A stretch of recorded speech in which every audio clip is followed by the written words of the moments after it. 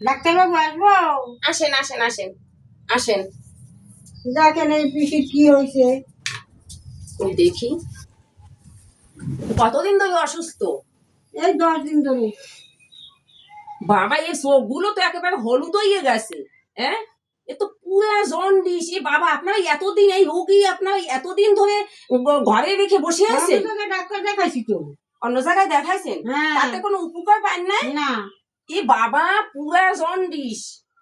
এইরকম রোগী নিয়ে আপনারা সঠিক জায়গায় দেখাইবেন না। আপনারা না এইভাবেই ভুল করে থাকেন, সবসময় এইভাবেই ভুল করে থাকেন। হ্যাঁ, এই রোগীর তো প্রস্রাব পরীক্ষা করতে লাগবে, প্রস্রাব পরীক্ষা। এই রোগীর তো প্রস্রাব পরীক্ষা করে দেখতে লাগবে যে কতটা জন্ডিস আছে। হ্যাঁ, পোশাক তো নিয়ে আসলাম, বোতলটা কই? প্রস্রাব নিয়ে আসছেন? হ্যাঁ, এই বোতলে তো নিয়ে আসছি। এ বাবা, এ প্রস্রাব? হ্যাঁ। আমি তো খেয়ে নিছি। এ তো আমি খেয়ে নিছি। এ বাবা, এ প্রস্রাব। এই জন্য তো নোনতা নোনতা লাগছে।